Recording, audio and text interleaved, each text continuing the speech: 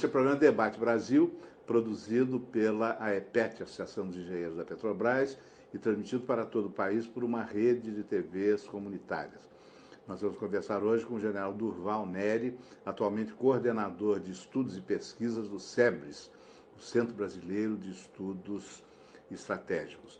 O general Neri, por muitos anos na sua vida ativa no Exército, serviu na Amazônia e hoje, sem dúvida, é um dos maiores conhecedores dos problemas da Amazônia, assim como do conjunto dos problemas econômicos e políticos do Brasil. Nós vamos discutir com ele hipóteses para o Brasil no século XXI, né, no qual mal acabamos de entrar. A sua previsão é otimista? Olha, Augusto, é problemático.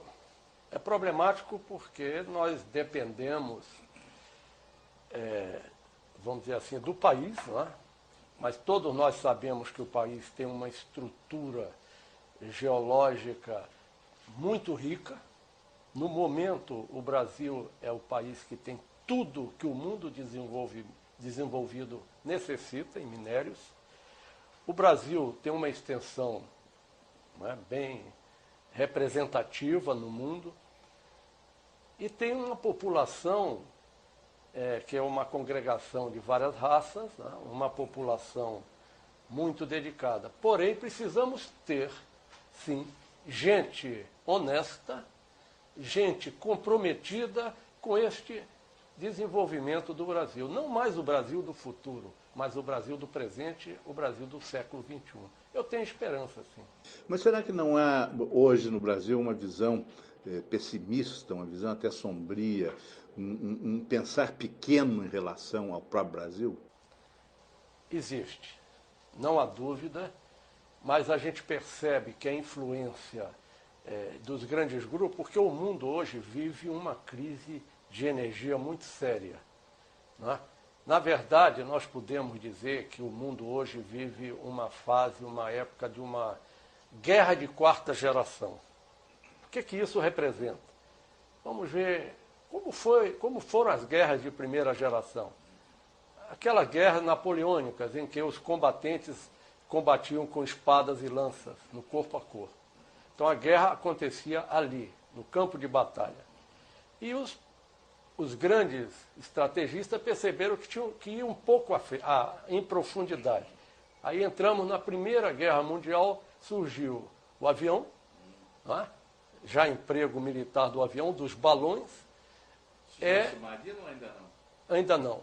E do carro de combate e da metralhadora. Então, um pouco mais à frente. Segunda geração. A terceira geração foi a Segunda Guerra Mundial, em que realmente os países foram em profundidade, foram nas indústrias, foram nas cidades e a população passou a ser o alvo da guerra, guerra de terceira geração. Quer dizer, a guerra saiu do campo de batalha. Saiu do campo de batalha. Aí nós tivemos aviões bombardeiros de grande profundidade, não é? Tivemos a bomba atômica sendo empregada num país já no final da guerra, já em busca da rendição, né? E essa foi a final da terceira geração. Hoje, as guerras modificam um pouco. As guerras estão ocorrendo no interior dos países, mas guerra econômica. A globalização econômica. Então, os grandes grupos que entram para impedir o desenvolvimento do país, para impedir o povoamento das grandes áreas. O Brasil, nesse momento, é vítima desse tipo de guerra? Bom, como o mundo está vivendo essa crise de energia, aí nós estamos vendo o problema, por exemplo, é petróleo e urânio. É energia nuclear e energia dos produtos fósseis, né? Do petróleo, que não há substituto no momento.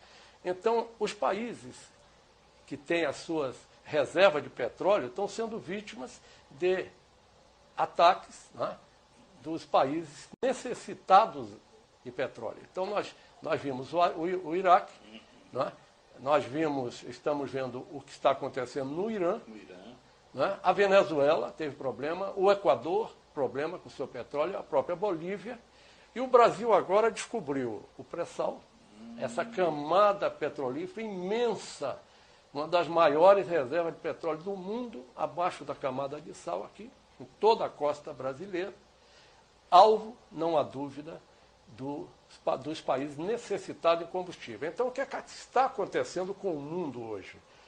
Né? Se há 2 séculos atrás, 1 século atrás, o foco era a Europa, antes foi ali na Iugoslávia, na Croácia, né, quando no início da Primeira Guerra Mundial, as riquezas estavam naquela região. Hoje o alvo do mundo, na geoestratégica, não há dúvida, é o Brasil, é a América do Sul, é a Amazônia. Fonte de toda a riqueza. Agora, além do petróleo, a riqueza aumentada agora com a descoberta do pré-sal, o Brasil tem, o senhor mencionou, uma grande riqueza mineral, né? Além de ter uma quantidade de água doce, que é uma das maiores do mundo, né? Em que medida isso é? O que, vamos dizer, os interesses estrangeiros gostariam de explorar, por exemplo, na Amazônia? Por exemplo, vou citar um mineral, nióbio. O nióbio, hoje, é o metal mais importante do mundo. Para nós termos uma ideia, em cada turbina de avião, se utiliza 300 quilos de nióbio. Toda a parte de computadores, né, está sendo utilizado o nióbio. O nióbio substitui muito o titânio. As tubulações de petróleo pelo mundo todo hoje estão sendo feitas com petróleo, com nióbio. E acontece que o Brasil detém 98% da jazida de petróleo do mundo. 98%. Então, quer dizer, quando a gente vê um avião cruzando o céu, nas turbinas de avião, tem nióbio da Amazônia. Só pode ser da Amazônia e um pouquinho de Minas. 2% restante está na Sibéria. Ninguém tem mais nióbio. E o nióbio hoje é o mais importante metal. Ora, o que aconteceu em 90? Eu na Amazônia, né, eu passei 20 mil horas na Amazônia e tal, percorri. Uma vez eu estava no helicóptero com geólogos, ali, próximo à Venezuela, dos 6 morros, o Morro dos 6 Lagos. Né? E o geólogo estava me dizendo, o senhor está vendo ali aquela poça de água, um lago pequeno, barrento, outro azulado, outro esverdeado. Cada um daqueles tem uma coloração diferente por causa do minério que tem ali. Além do nióbio, naquela região tem muito urânio, ouro também. E o que fez o nosso governo? Criou a área Yanomami. E depois, com leis, nós não podemos entrar. O militar não pode entrar. O exército está proibido de entrar nas áreas indígenas. Setentrional do Brasil for ameaçado, o exército não pode ir lá. Não pode entrar. Agora, coisa de 2 anos atrás, eu conversando com um coronel que comandava o batalhão ali na fronteira, estava fazendo um percurso de bote e viu uma emboscada. Eram 5 homens armados e esperando por ele subindo em Igarapé, na direção norte, né, dentro da fronteira, no que hoje é chamado de área Yanomami. Aí ele parou, porque viu que ia ser emboscado, leva de desvantagem, retraiu. Aí eu perguntei para ele me contou aqui, o que você fez?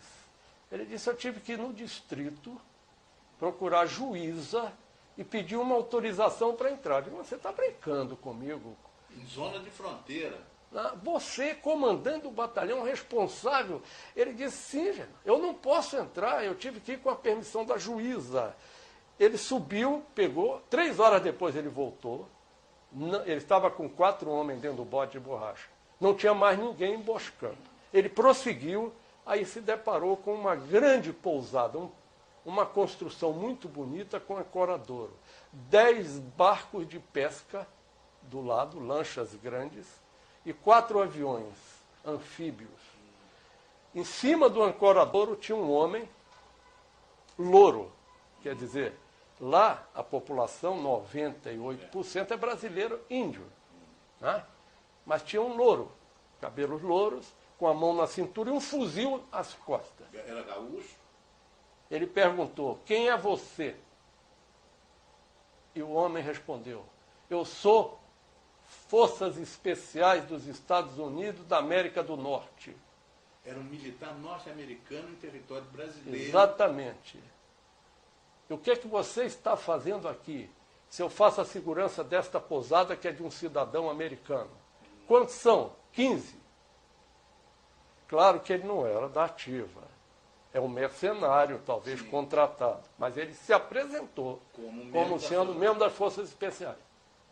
Dentro do Brasil, na área Yanomami. Fazendo o quê? Pescando? Não. Em cima do nióbio, do urânio? Estava em cima do nióbio.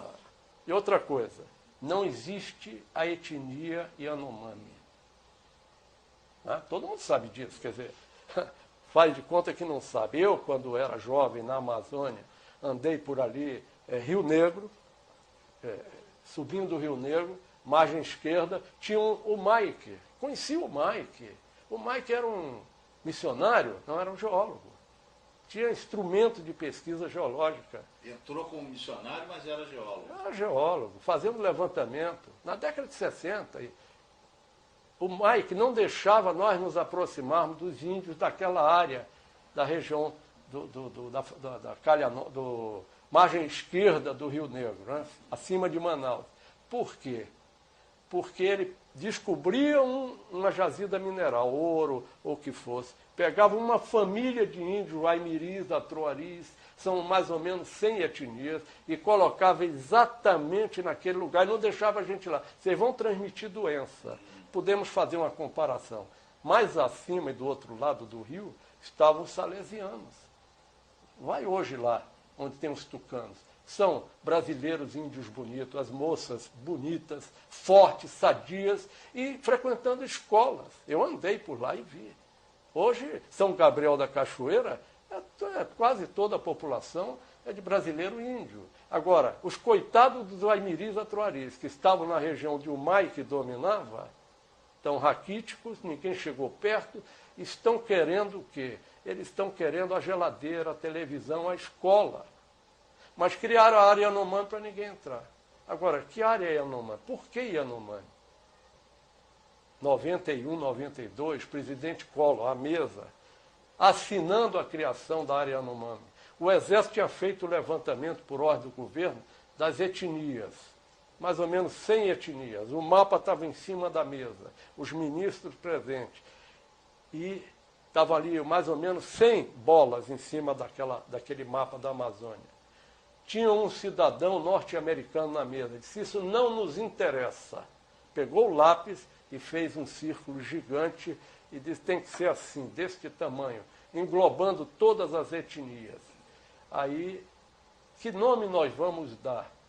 Tinha uma jornalista em pé, uma europeia, do norte da Europa, francesa, não sei qual país, belga, por ali, disse assim: Yanomama.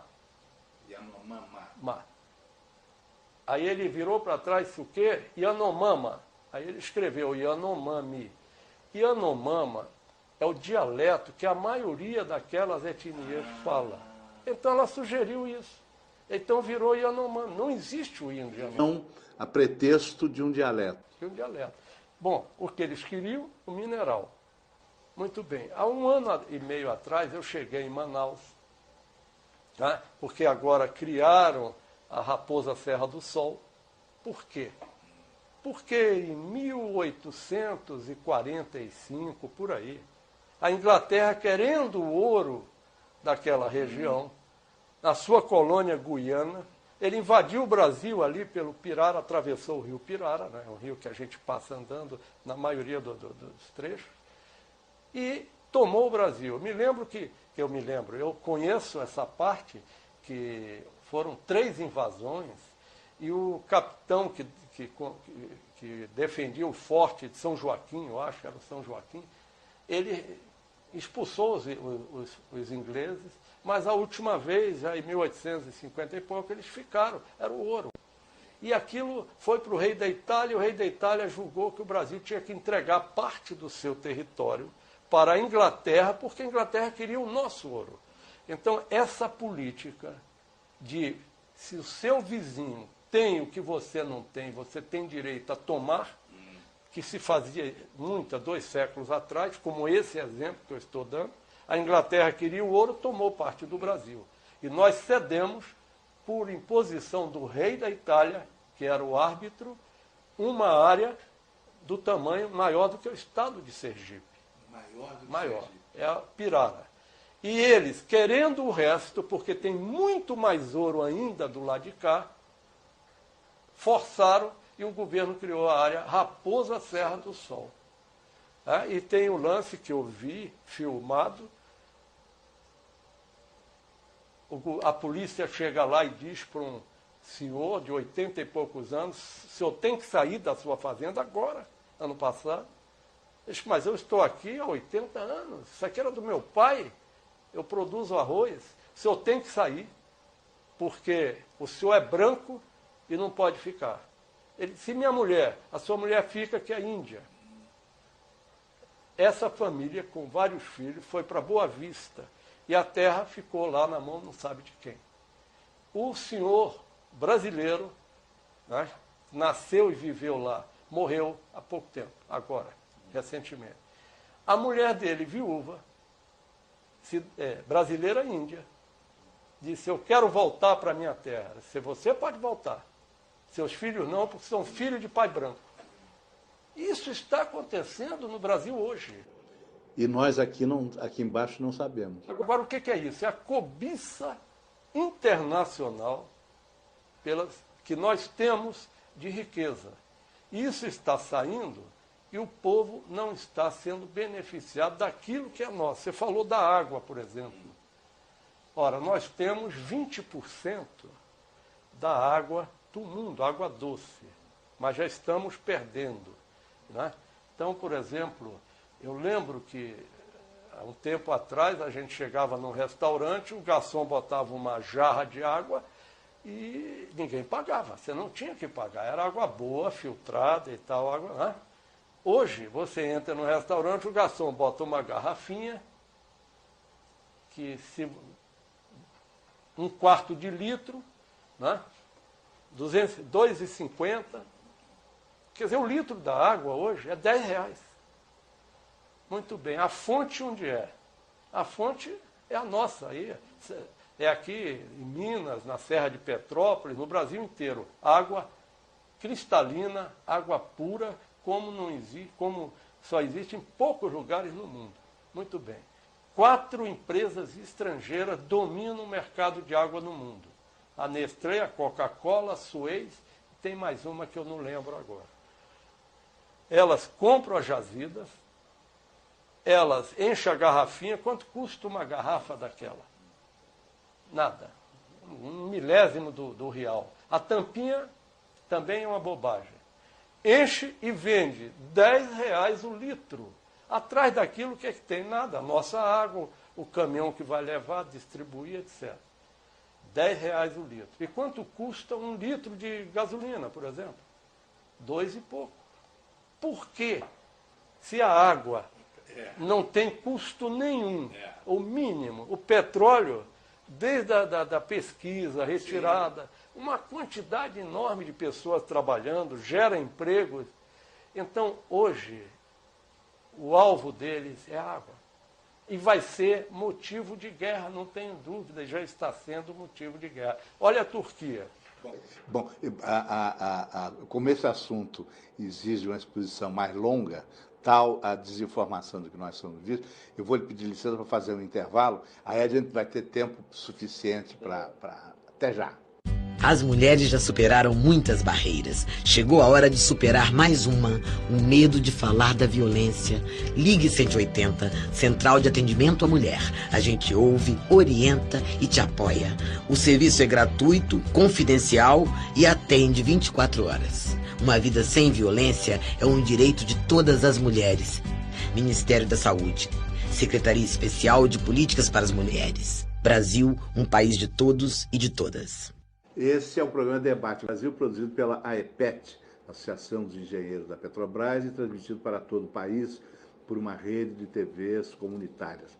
Nós estamos conversando hoje com o general Durval Neri, que durante muitos anos de sua vida ativa no Exército, exerceu funções de comando na Amazônia e, sem dúvida, é um dos brasileiros que melhor conhece os problemas da Amazônia e, por extensão, os problemas brasileiros e os desafios e as ameaças que nós enfrentamos nesse início do século XXI. O senhor estava falando na água, quer dizer, o Brasil tem 98% das reservas de nióbio do mundo, né? Não se faz avião a jato, não se faz computador sem nióbio. Quer dizer, a indústria mundial depende do nióbio brasileiro. E agora, aí passamos a falar da água, né? O senhor começou a citar a Turquia. A Turquia é nascente de água para aquela região toda ali, né? Está sendo hoje alvo só porque tomou uma posição junto com o Brasil em defesa, vamos dizer assim, de uma situação melhor de debate, de discussão, né, para se resolver o problema do Irã, porque o Irã tem direito a ter seu desenvolvimento nuclear para fins pacíficos, é claro, né? Quer dizer, o Brasil também tem seu direito. Se esses países não tiverem direito, como querem impedir, eles também têm que cumprir. Então, o próprio Estados Unidos, que o presidente disse que está cumprindo as determinações dos tratados e desativou bombas, ora, depois de 2, 3 anos desativar ogivas nucleares, é coisa que nós fazemos corriqueiramente na nossa casa, não é? Abrindo o armário, a farmáciazinha particular, e tirando os remédios com prazo de validade vencida e jogando fora. É o que os Estados Unidos fazem. Eles pegam as ogivas com prazo de validade, jogam fora. Olha, estou cumprindo, mas ele mantém o seu poderio nuclear. Ora, o Brasil... Um poderio nuclear militar. Militar. Não é civil, é bomba. É bomba. Né? Tudo bem, tem ele lá, então, mas os outros países também até teriam direito a isso. Porque a gente vê que quem tem o seu poderio militar, a sua defesa militar, é respeitado. E o que está acontecendo hoje no Brasil, nós estávamos falando da região amazônica, da riqueza, e eu vou citar aqui só como exemplo, um levantamento feito. Aquele ouro que a gente anda no rio chutando, né, que as pepitas aparecem ali, que o garimpeiro pega aquela peneira e encontra ouro secundário, né, foi calculado 15 mil toneladas de ouro, hoje a gente pode levantar na Amazônia. Mais ou menos 200 bilhões de dólares. 200 bilhões? Bilhões. Está lá no chão. Como também tem ouro primário. Por exemplo, a Vale do Rio Doce descobriu agora lá ouro primário, ou seja, aquele que tem que realmente aprofundar e retirar. Agora, pela nossa Constituição, o que está no solo é do país, é do povo brasileiro, e não da empresa particular privatizada que comprou a Vale do Rio Doce.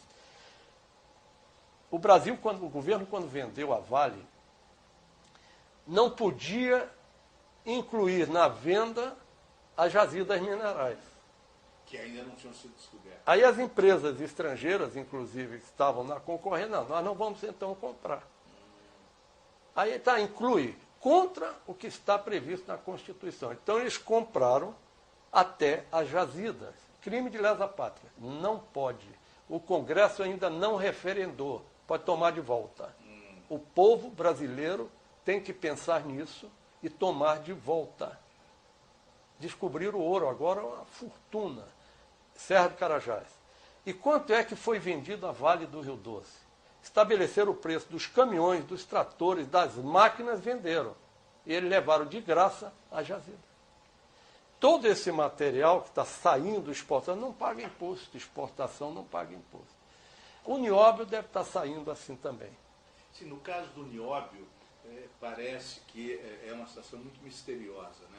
As pessoas que tentaram investigar como é que sai o nióbio do Brasil esbarraram em barreiras intransponíveis.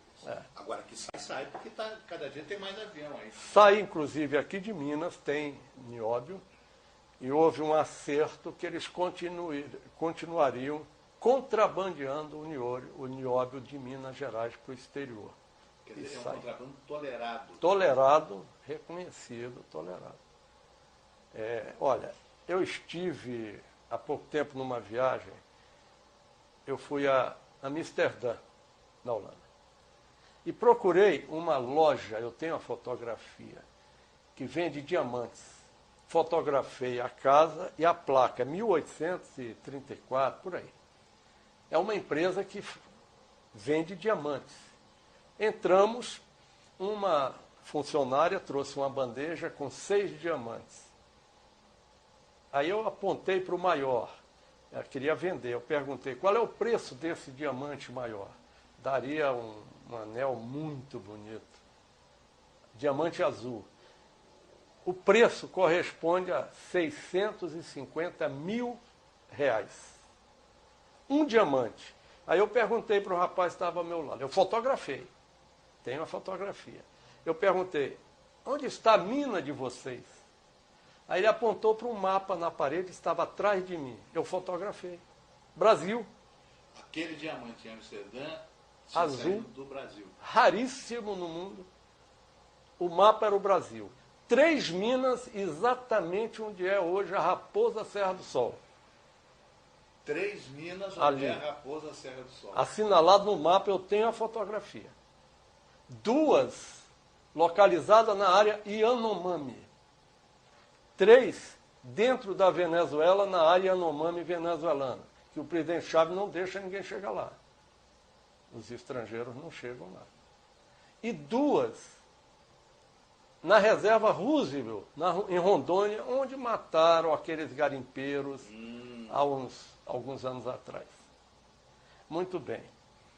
Passando em Salvador, sou baiano, agora, recentemente, ali no Mercado Modelo, na frente do Mercado Modelo tem umas barraquinhas, uma senhora vendendo pedras. E eu apontei para uma delas assim, essa pedra da Chapada Diamantina, porque a Chapada Diamantina é a continuação da Amazônia, onde as maiores riquezas minerais afloraram coisa de 3 bilhões de anos, né, na conformação geológica. Então vem do escudo brasileiro, que vem e entra pela Chapada Diamantina. Então eu apontei isso. Essa pedra é da Chapada Diamantina? Ela disse, essa é, mas essa de cá não é, mais bonita. Aí eu digo, de onde ela é? Do garimpo Roosevelt, em Rondônia. Eu digo, ali onde mataram 25 garimpeiros há um ano atrás, ela disse, não senhor, 100. Morreram 100 ou mais. Eu estava lá. Vendedora de uma barraquinha na frente do Mercado Modelo, em Salvador. Eu digo, você estava lá, você vai lá comprar diamantes? Ia com meu marido. Mas agora a gente compra, quando sai eles assaltam, roubam e levam. Pois bem, o Fantástico da Rede Globo mandou uma equipe com a Alice Maria, né? Já saiu. Foi no tempo dela ainda. E ela foi até lá, porque o governo diz que a mina de diamante do garimpo Roosevelt está desativada. Mas os índios estão lá sentados, ela fotografou, mostrou, entrevistou, engordando demais, porque comem lata, comida enlatada, com carro, caminhonete 0 km, não fazem nada de calção, sandália, etc. Aí elas sobrevoaram com o avião a mina que está desativada com máquinas imensas. Os índios brasileiros, índios que estão operando, não. São empresas estrangeiras que estão contrabandeando o nosso diamante. Então a riqueza da nossa Amazônia está saindo desta maneira. Quer dizer, a Amazônia não está só ameaçada, a Amazônia está sendo pilhada. Pilhada. É a guerra de 4ª geração. Impedir o desenvolvimento do país, para que não deixar a sua economia crescer, o seu desenvolvimento, impedir o povoamento das áreas, como é o caso da Amazônia. Aí fica essa campanha. Não pode entrar, tem que preservar o meio ambiente. Preservar o meio ambiente. Quer dizer, provocar um desenvolvimento sustentável. Todo mundo fala isso e pouca gente sabe. Desenvolvimento sustentável.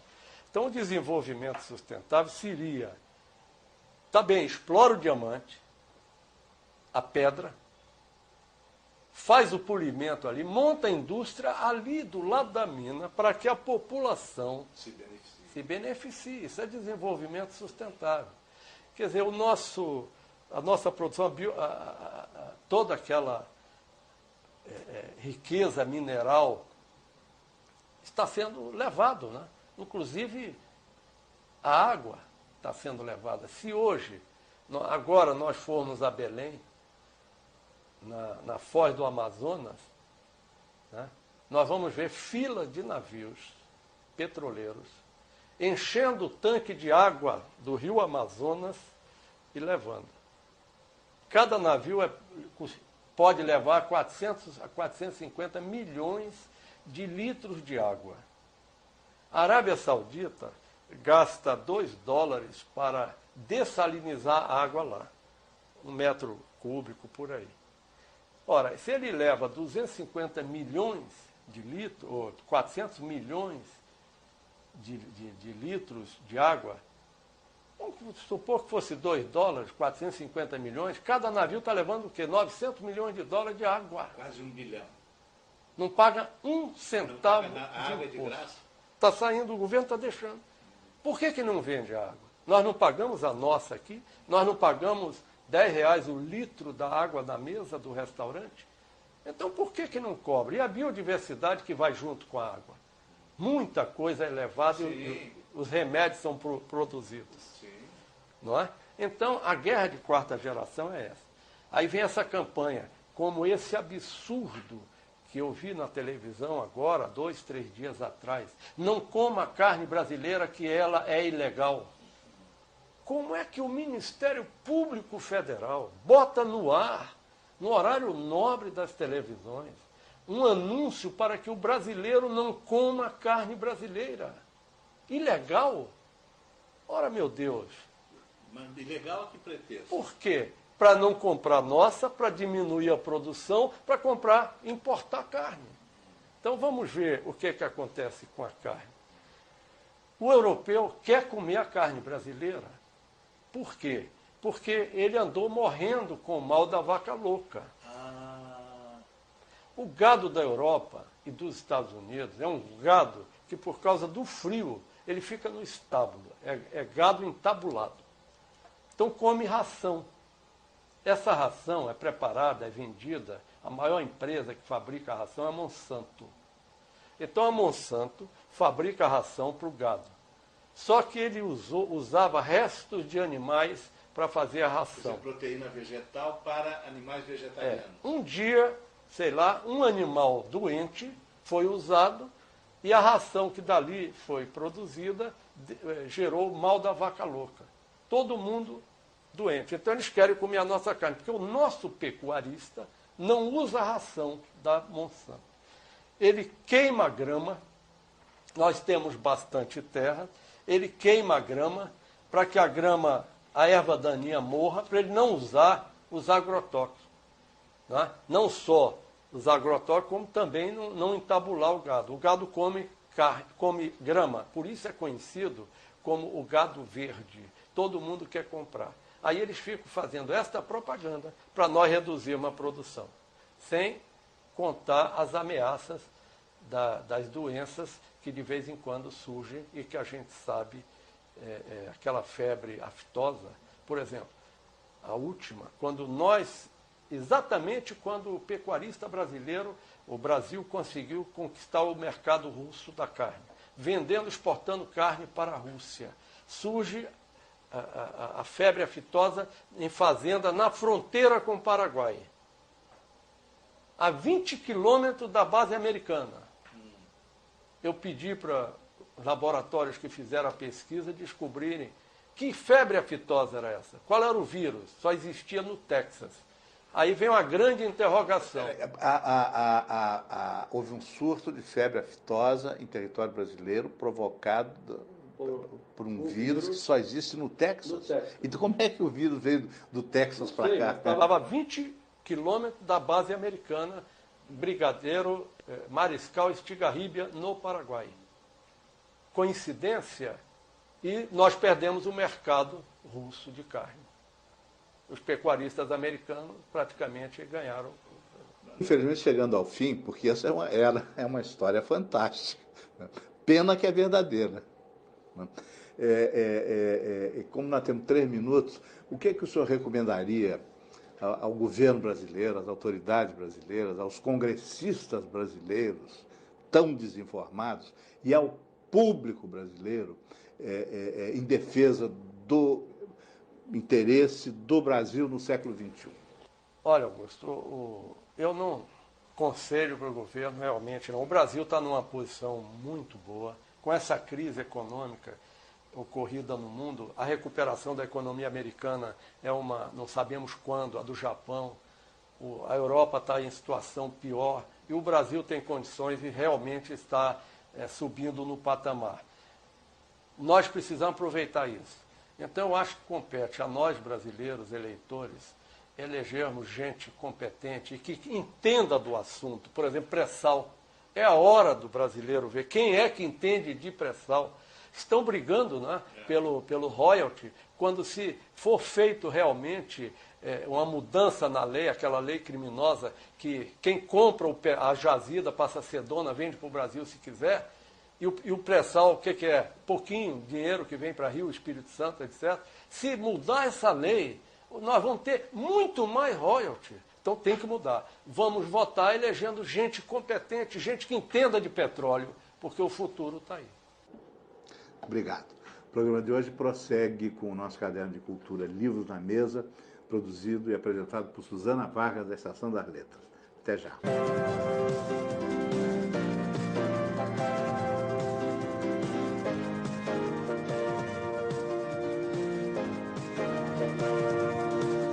Hoje temos no Livros na Mesa um misto de poeta, cantora, atriz, dubladora, que é essa artista completa, Thelma Costa.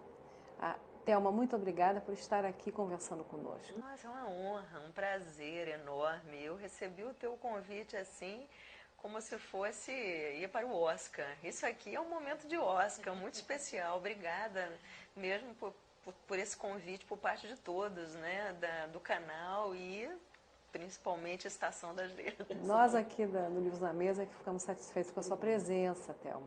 Thelma, eu quero que você fale um pouco dessa multiplicidade de atividades no terreno artístico que você desenvolve. Eu agora há pouco tive o prazer de ouvir você, de ver um show seu em Portugal, né, em Vila Nova de Famalicão, na área do Porto, né? Thelma em pessoa. E eu fiquei assim muito, muito impressionada. Eu já conhecia seu trabalho, né? E fiquei muito impressionada com esse trabalho. Queria que você falasse um pouco de cada uma dessas facetas, porque você também é uma professora de canto, organista. Quer dizer, como é que a música, né, entrou, né, na sua vida e como a literatura também costura essa sua veia musical. Exatamente isso. É uma costura de um com o outro, como se fosse duas linhas de cores diferentes que vão se completando nessa costura. Realmente foi uma imagem, uma poeta mesmo, né? Muito poética essa imagem que você deu.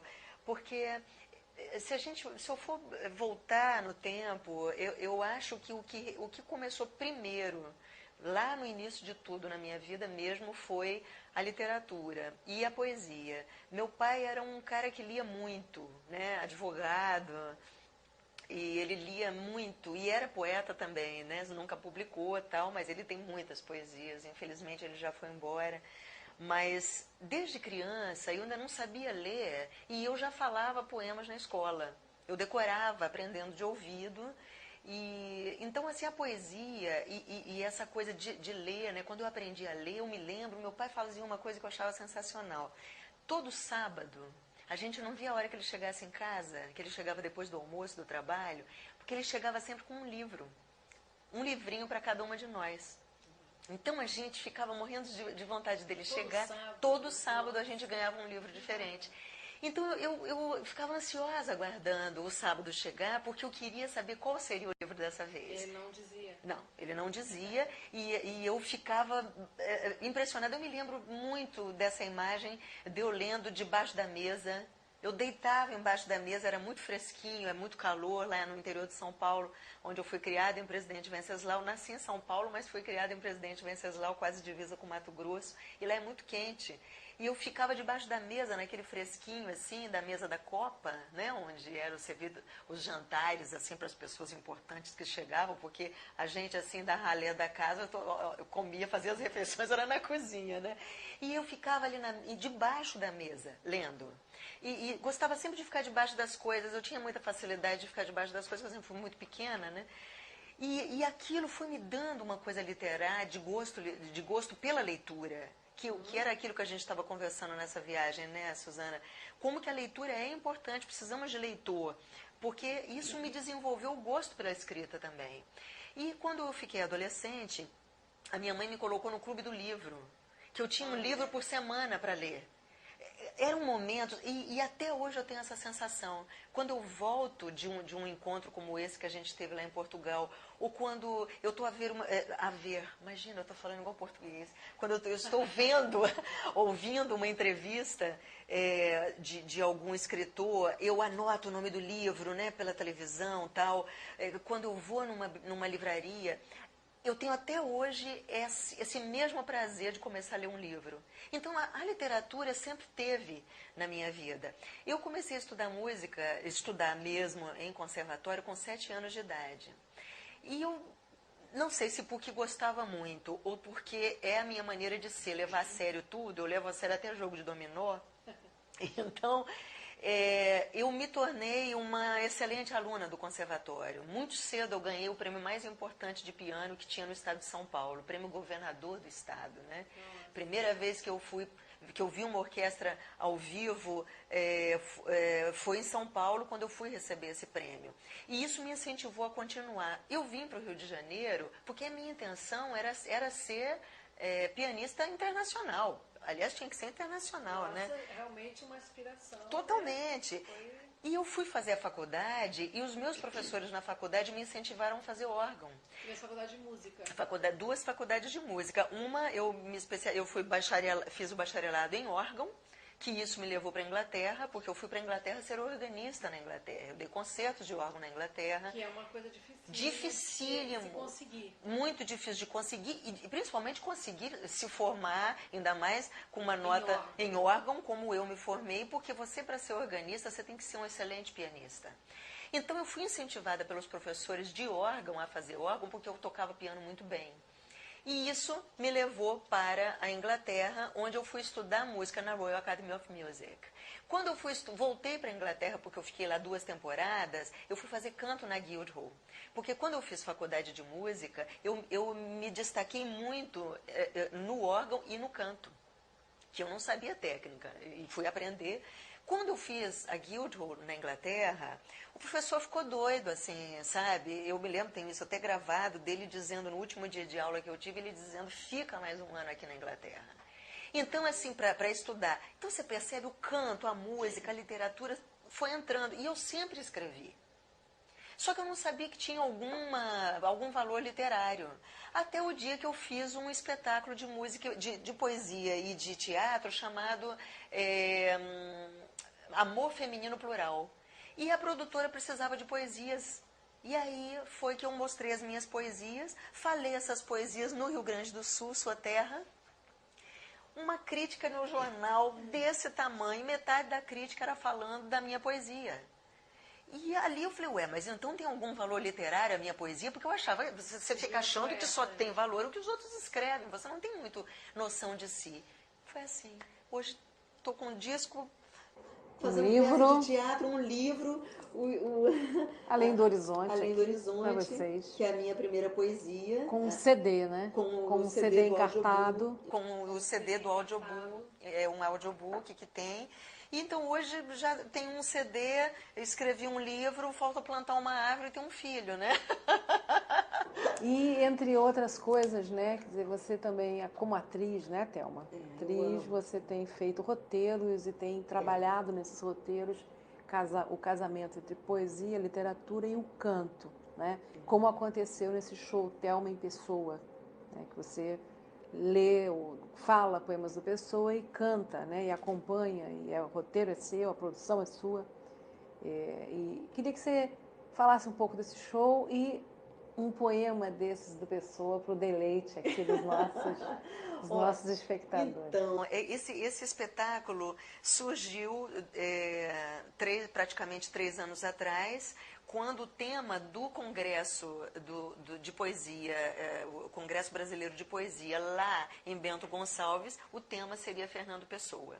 E o Baca, Ademir Baca, poeta também, me perguntou se eu tinha alguma coisa para fazer, porque ele queria muito, ele já tinha me visto enquanto cantora, já tinha me visto fazer esse espetáculo lá de Porto Alegre, eu fiz em Bento Gonçalves também, já tinha me visto enquanto atriz.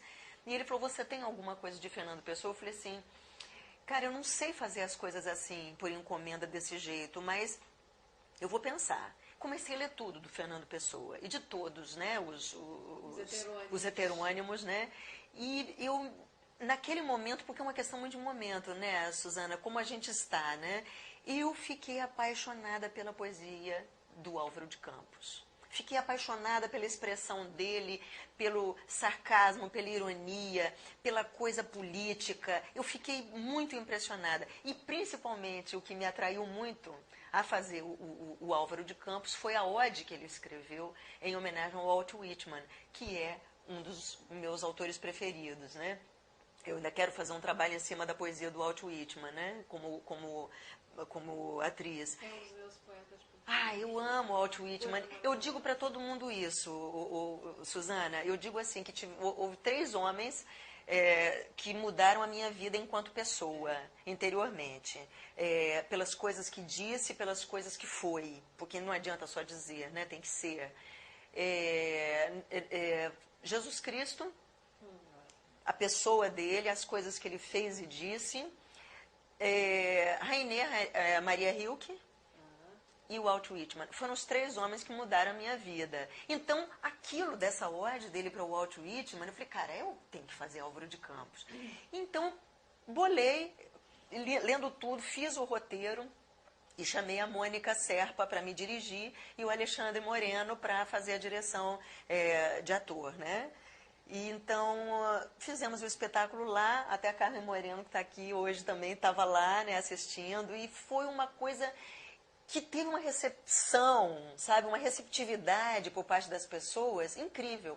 Esse é o ano do Álvaro de Campos, 120 anos do Álvaro de Campos. E foi aí o Vilmar Silva estava lá nesse congresso e falou do Portuguesias, de lá do congresso de Flamalicão. Ele viu esse espetáculo que eu fiz do Thelma em Pessoa e ele falou assim, Thelma, eu queria que você reservasse a sua agenda, porque eu quero você fazendo o Thelma em Pessoa, eu quero que você feche o congresso com esse espetáculo.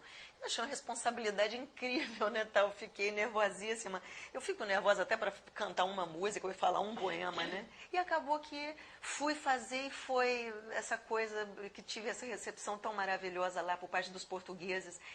Engraçado, porque aqui no Brasil falaram, você vai fazer Fernando Pessoa para português? Que coragem! Fiquei até meio medrada assim com isso, cara. Mas foi uma recepção tão maravilhosa. Agora, Suzana, todos os poemas são muito grandes, então eu fiquei pensando no início do espetáculo, onde eu faço aqueles pequenos textos do Fernando Pessoa, que são lindos, são alguns ácidos, sempre ele vai na veia, né? Mas eu vou então falar 3 deles. Tá bom. Durmo com a mesma razão com que acordo. E é no intervalo que existo. É sempre de nós que nos separamos quando deixamos alguém. É sempre de nós que partimos quando deixamos a casa, o campo, a margem ou o cais. Nossa, isso pra mim é demais. Poxa. E assim, a última, né, que eu achei muito interessante, porque ele falando de si mesmo, e ele é tão legal quando a pessoa ironiza a si mesmo, porque fica tudo certo, né? eu tolero me achar feio, porque os feios também são amados, e às vezes até por mulheres. Então fica aí um pouquinho do Thelma em Pessoa, que eu espero colocar em cartaz aqui, e quero também, já estou com isso na cabeça, de fazer o espetáculo que você me sugeriu. Vamos, assim, segredo, mas com certeza vai estar o seu dedinho lá da sua sugestão, que tudo começou em Portugal. Que bom, que bom. Agora, então, um poema do Além do Horizonte, né? Que nós falamos agora, você falou poemas do Pessoa, do Thelma em Pessoa, agora Thelma por Thelma, em Thelma, né? Vamos ler aqui um poema seu. Claro. A gente continua a conversar um pouquinho mais. Que difícil escolher, né? É como a escolha de Sofia, né? Eu acho, Suzana, caramba, meu lugar, da onde eu vim, ou cadê você, meu pai? De onde você quiser. Então, já que começa de onde eu vim, vou aproveitar a sua frase. De onde eu vim, criança vai à escola. Criança brinca de roda, brinca de pique. Criança brinca com terra, brinca com lama. Se lambuza, se esparrama na grama. De onde eu vim, a habitação é um direito.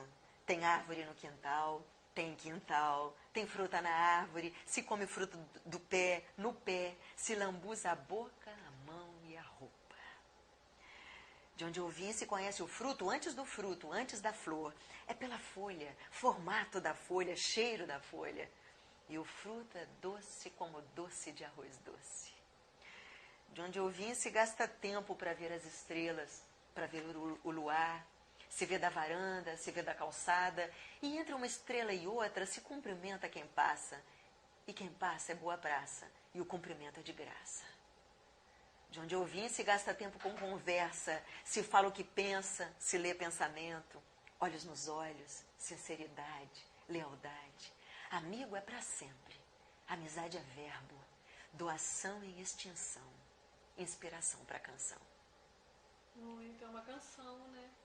E essa canção, Quem musicou? quem musicou, quando eu terminei esse poema, eu me lembro, anos e anos atrás, eu me lembro que eu pensei no Geraldo Azevedo.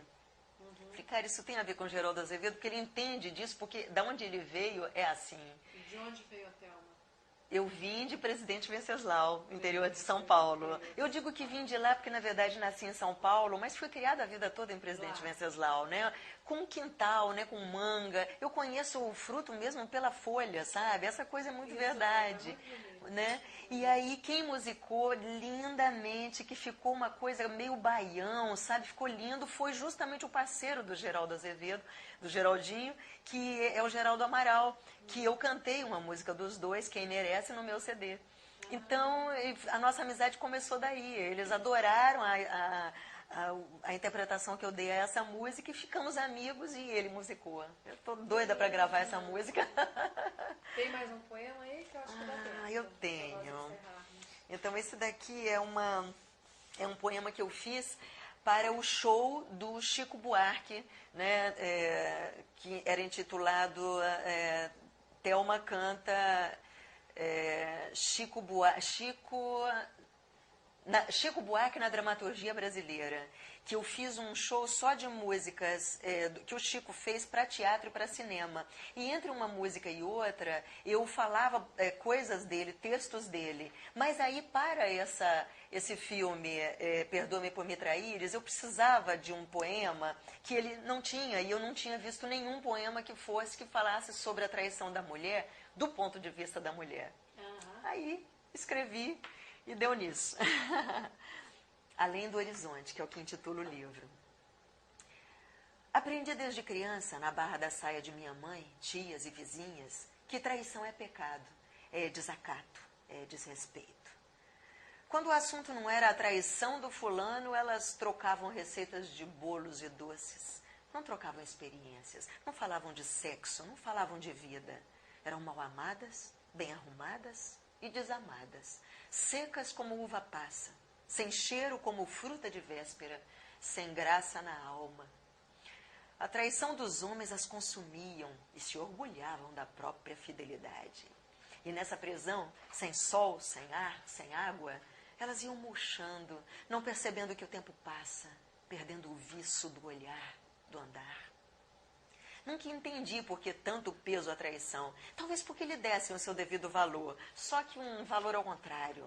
No fundo sabiam que, além do horizonte, não há abismo nem morte, mas vida, calor e sorte. Hoje eu traio o meu amor, e é quando eu mais amo o meu amor. Não é amor de culpa, é amor de saudade, amor de afeto. É quando vejo o que ele tem de melhor e não o culpo do desafeto, não o culpo dos seus defeitos.